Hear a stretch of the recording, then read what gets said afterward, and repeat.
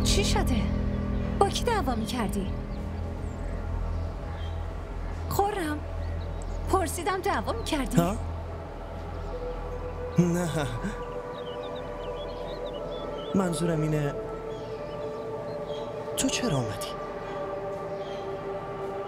برای تو چای آوردم. مرسی. چای تو کجاست؟ من که خوردم.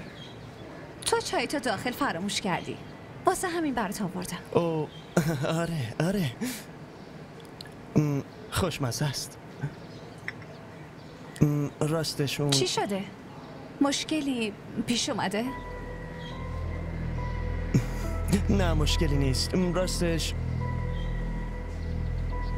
اون ممنون.